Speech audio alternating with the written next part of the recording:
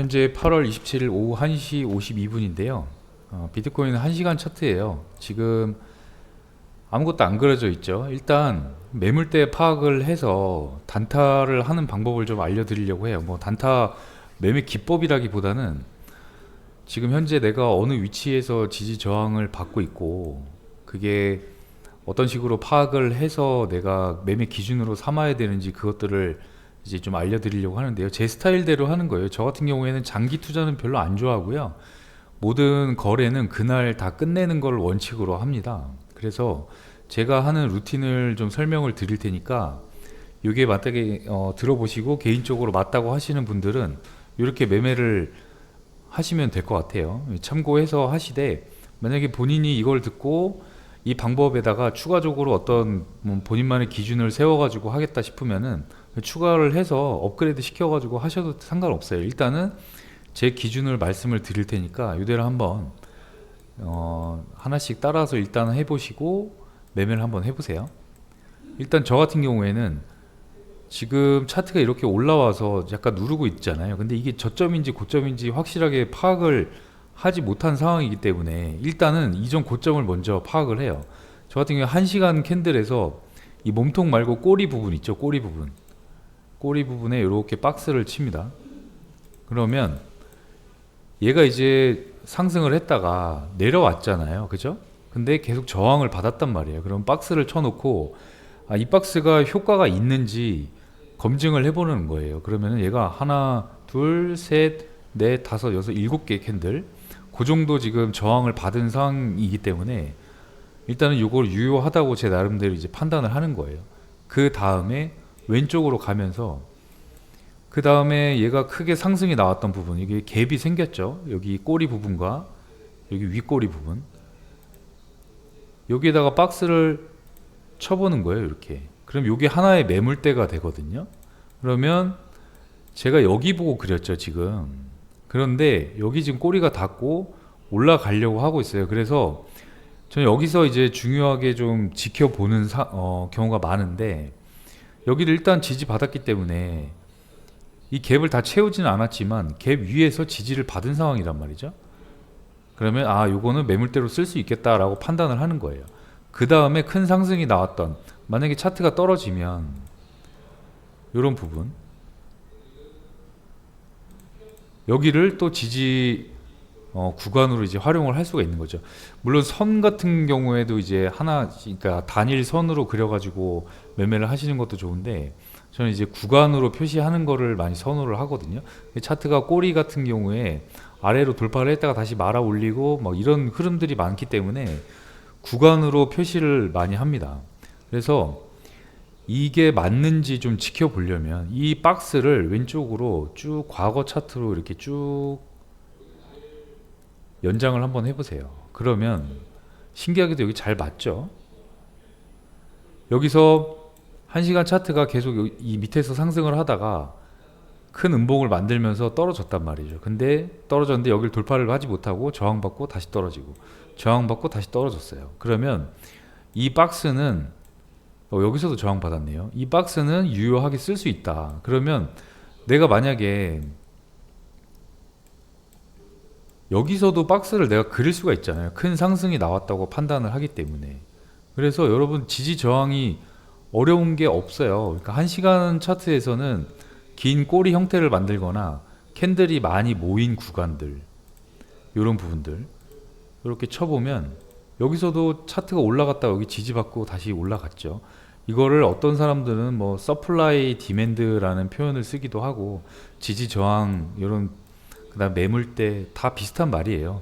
전부 다 차트들이, 그러니까 캔들들이 움직이면서 가격대를 어디서 정확하게 저항받고 지지받고 여기 하는지 같은 개념이거든요. 그래서 표현만 다르다 뿐이지 이게 어차피 같은 맥락에서 나온 그런 용어들이나 그런 것들이기 때문에 이런 것들을 쭉 연장해서 보시면 이게 유효한 박스인지 지지대인지 이렇게 확인을 하실 수가 있어요. 그리고 또 너무 많으면 이게 또 눈에 보기가 가시성이 떨어지기 때문에 일단 큰 흐름, 다우 이론으로 보면 고점, 저점, 고점 이렇게 크게 보면 이렇게 올렸죠. 근데 여기서도 보면 또 고점과 저점이 계속 올라가고 있는 상황이에요. 그러면 여기가 깨지고 나서 저항을 받는지 아니면 지지를 받는지 좀 지켜봐야 되겠죠. 이런 상황을 만들어 놓고 대략적으로 대각선 지지 저항은 제가 일단 여기서는 얘기를 안 할게요. 일단 수평 지지 저항만 말씀을 드릴게요. 매물대를 이렇게 파악을 하시고 나서 15분이나 5분에서 들어가서 매매를 하시는 거예요. 그러면 내가 여기서 박스를 1시간 박스에서 1시간 차트에서 그려놨잖아요. 그러면 얘가 여기 오면 이 상단이 돌파가 되고 종가가 마감이 되면 내가 손절을 하겠지만, 만약에 매도로 진입을 했다고 하면 여기서 진입했으면 여기서 손절해야 할까요? 아니죠. 꼬리가 올라갔다 내려온 형태이기 때문에 다음 여기 지지 라인까지 내가 목표가를 두고 매매를 하실 수가 있겠죠. 그래서 일단은 저는 데이 트레이딩, 그러니까 그날 매매를 끝내는 상황인 그런 스타일을 선호하시는 분들 같은 경우에는 요 1시간 차트를 아주 추천을 합니다.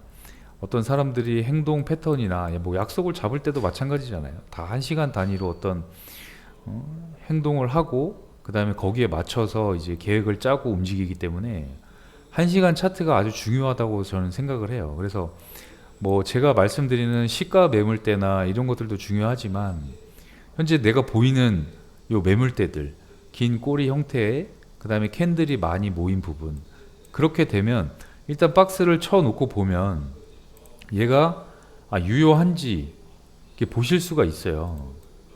그러면 과거 왼쪽 차트로도 좀 연장을 해서 보고, 그러면 얘가 왼쪽에서 그려서 나오는 것도 있지만, 저 같은 경우 이제 백테스팅을 하려면 일단 지금 현재 위치에서 과거로 이렇게 많이 돌려보거든요. 그러면은 과거에 지지나 저항을 많이 받았던 그런 역할을 한다 그러면 이거는 유효하다, 앞으로도 내가 매매에 써먹을 수가 있겠구나, 이렇게 생각을 할 수가 있어요. 그래서 이렇게 연장을 해놓고 이게 뚫리는지 일단 지켜봐야겠죠. 만약에 내가 매도를 잡을 거라고 하면.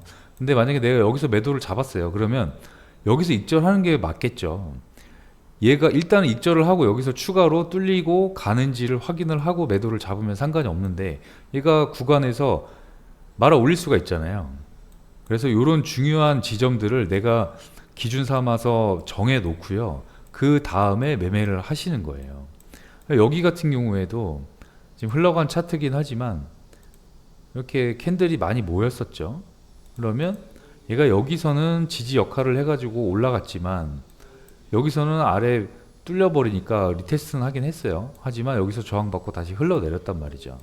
그래서 본인들이 지지나 저항을 여러 군데 긋지 말고 일단은 내가 현재 있는 위치부터 박스를 하나씩 그어서 과거로 연장을 해보는 연습을 하시고요.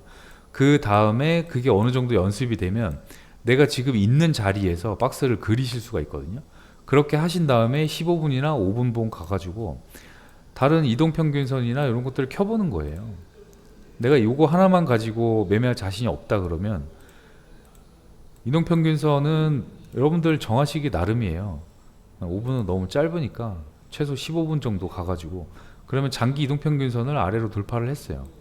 여기서 저항을 받았는데 얘가 지금 이동평균선을 켜보니까 여기서 지지받고 올라갈 거라고 생각을 할 수도 있잖아요. 근데 깨졌단 말이죠.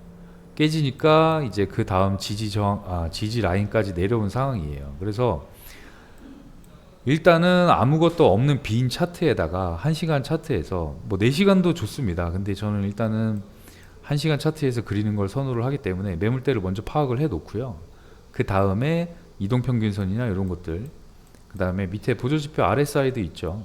뭐 과매도, 과매수, 그 다음에 거래량, 이런 보조지표들을 참고를 하셔가지고 매매를 하시면 될 것 같아요. 제가 계속 말씀드리지만 오늘 아침에도 영상에 그걸 찍었어요. 사실 매매법도 중요하긴 한데 자금 운영법이 훨씬 중요합니다.